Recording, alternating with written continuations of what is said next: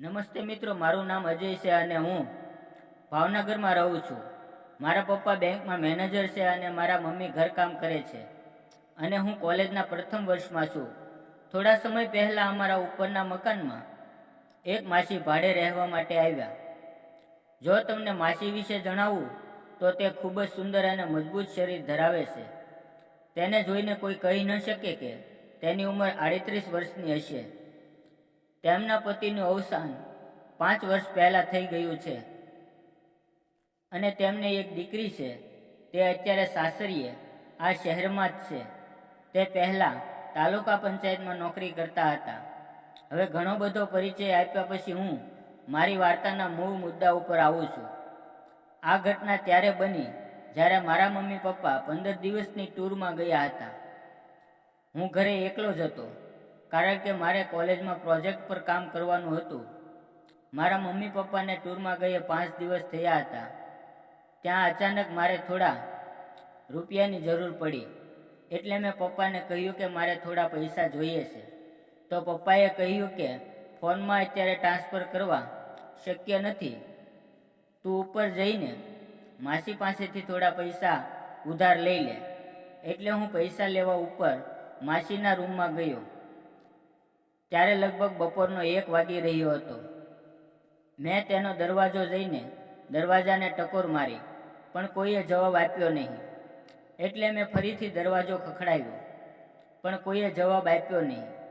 એટલે મેં દરવાજાને થોડો ધક્કો માર્યો તો દરવાજો ખુલી ગયો. હું રૂમમાં ગયો પણ માસીની બેઠક રૂમમાં હતા નહીં. એટલે હું તેમના બેડરૂમ તરફ ગયો તો તેમના રૂમનો દરવાજો ખુલ્લો હતો. બપોરનો સમય હતો એટલે ગરમી પણ ખૂબ હતી. માસી કુલર સામે આરામથી સૂઈ રહ્યા હતા. પવનને હિસાબે માસીની ઓઢણી ઉડી રહી હતી. હવે સફાઈ કરેલો બગીચો મારી નજર સામે હતો. હું એક અલગ દુનિયામાં જ ખોવાઈ ગયો. બગીચાના દરવાજામાં સુંદર મજાના 2 જમરૂખના ઝાડ હતા. તેની ઉપર ખાટા મીઠા જમરૂખ લટકી રહ્યા હતા. હું મનમાં વિચાર કરી રહ્યો હતો કે ઝડપથી માથે ચડી જાઓ અને જમરૂખ ખાવા લાગો. આ બધા વિચારોમાં ક્યારે મેં થેલાની ચેન ખોલીને હવા ભરવાનો પંપ મારા હાથમાં લઈ લીધો તેની મને જાણ જ ના રહી. હું હવા ભરવાનો પંપ પકડીને ઊભો હતો અને માસીની સામે એક નજરે જોઈ રહ્યો હતો. પણ માસી પોતાની મસ્તીમાં ગાઢ નિંદરમાં હતા. અચાનક તેમની આંખો ખોલી. તે મને જોઈને એકદમ બેઠા થઈ ગયા અને મને કહેવા લાગ્યા કે તું દીકરા ક્યારે આવ્યો? એટલું પૂછતા તે મારા હાથમાં હવા ભરવાનો પંપ જોઈ રહ્યા હતા. મેં કહ્યું, હું હમણાં જ આવ્યો છું. મારે થોડા પૈસાની જરૂર છે, તો તમે મને ઉધાર આપી શકો છો? તો તેમણે કહ્યું, હું તને પૈસા જરૂર આપીશ, પણ તેના બદલામાં તારે મારું કામ કરવું પડશે. મેં કહ્યું, શું કામ છે? તો તેણે કહ્યું કે જે હવા ભરવાનો પંપ તું લઈને ઊભો છે તે પંપ વડે મારી ગાડીમાં તારે હવા ભરવી પડશે.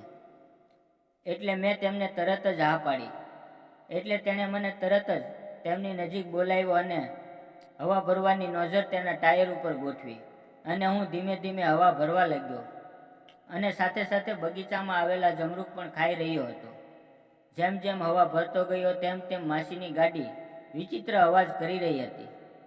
સતત 10 મિનિટ હવા ભર્યા પછી માસીએ પાછળનું વ્હીલ પણ હવા ભરવા માટે મારી આગળ મૂકી દીધું. મેં માસીને કહ્યું કે હું થોડો પોરો ખાઈને પાછો ટાયરમાં હવા ભરીશ. 5 મિનિટ આરામ કર્યા પછી હું માસીની ગાડીને પાછળના વ્હીલમાં હવા ભરવા લાગ્યો. 2 વ્હીલમાં હવા ભરાવીને માસી હવે તાજા માજા થઈ ગયા હતા. તે કહેવા લાગ્યા કે આ ગાડી ઘણા સમયથી હવા વગરની હતી. આજે તારા પંપ વડે હવા ભરાવીને મને ખૂબ જ આનંદ થયો છે. પછી માસીએ મને મારે જોઈતા હતા એટલા પૈસા આપ્યા અને કહ્યું કે આવતીકાલે ફરીવાર આ સમયે હવા ભરવા આવી જજે. અને હું જ્યારે ઘરની બહાર નીકળી રહ્યો હતો ત્યારે અચાનક તેની દીકરી કવિતા ત્યાં આવી. તે અમને બંનેને છુપાઈને ઘણા સમયથી જોઈ રહી હતી. અને પછી જે થયું તે તમને હું મારા વિડીયોને બીજા ભાગમાં જણાવીશ. અને બીજો ભાગ જોવા માટે ચેનલને સબસ્ક્રાઈબ અને વિડીયોને લાઈક જરૂર કરશો. ફરી મળશું એક નવા વિડીયોમાં. ત્યાં સુધી આવજો. વિડીયો પૂરો જોવા બદલ તમારો ખૂબ ખૂબ ધન્યવાદ.